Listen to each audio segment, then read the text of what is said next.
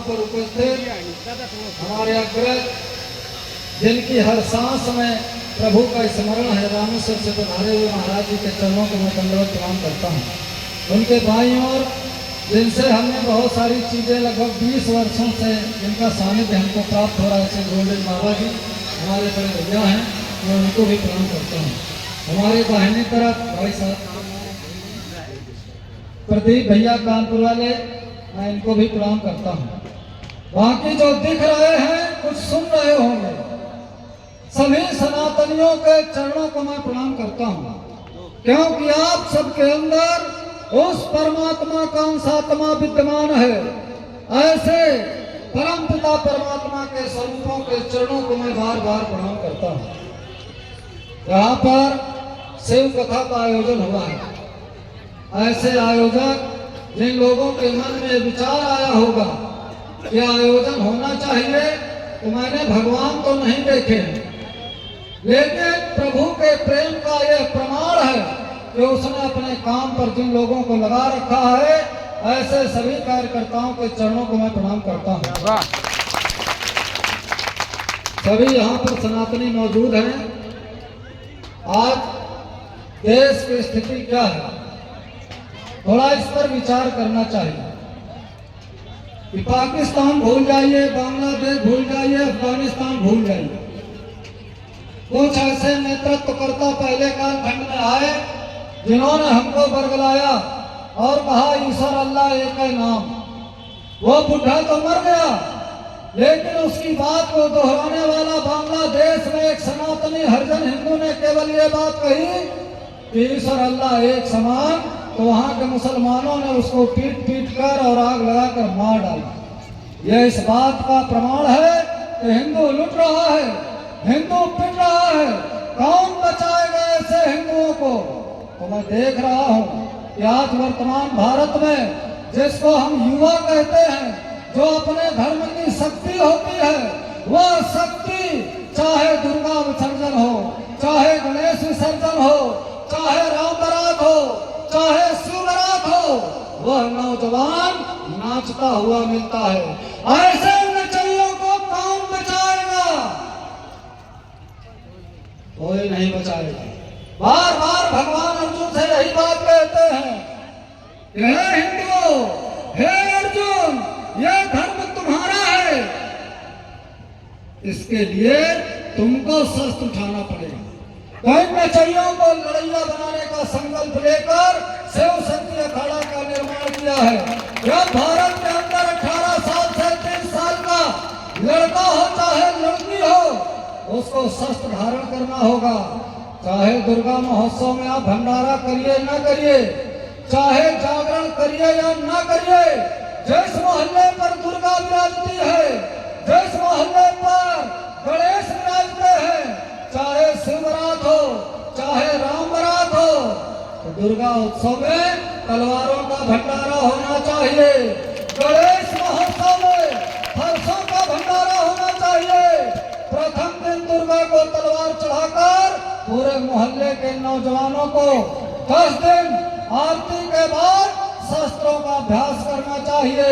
विसर्जन वाले दिन कोई हिंदू नशा नहीं करेगा, कोई हिंदू नाचेगा नहीं, शास्त्र और साहस का प्रदर्शन करेंगे, तब तुम्हारी आने वाली पीढ़ियां बहादुर और साहसी बनेगी।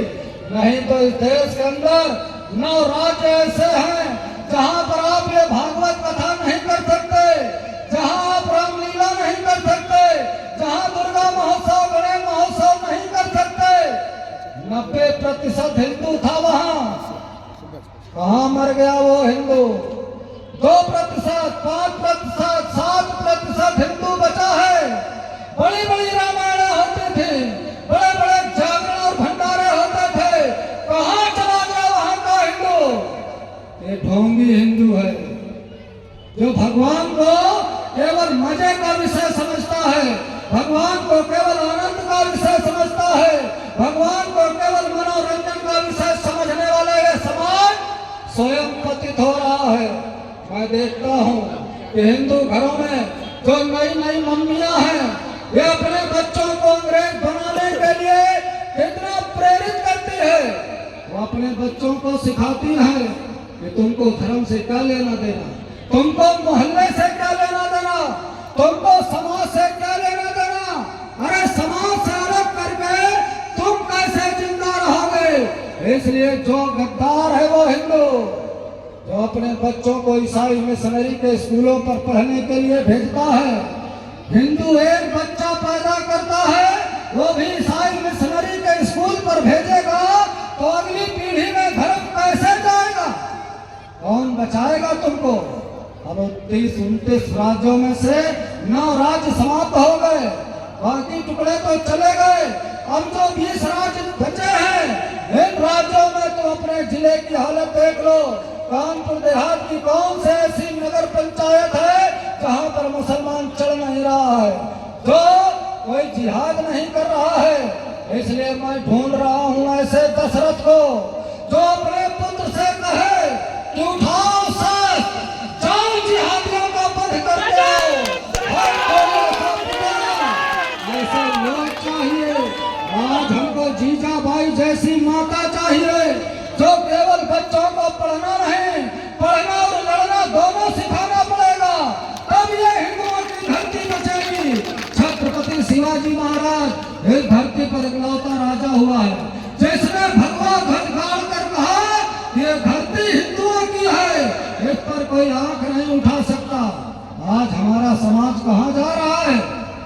भारत को हिंदू राष्ट्र बनाने के लिए बड़े बड़े मंचों से घोषणाएं हो रही हैं, लेकिन आप गांव में जाइए, जिस गांव में 50 साल से रामलीला हो रही है उस गांव में मुकदमे 500 हैं, उस गांव में ठेके 5 खुल गए हैं।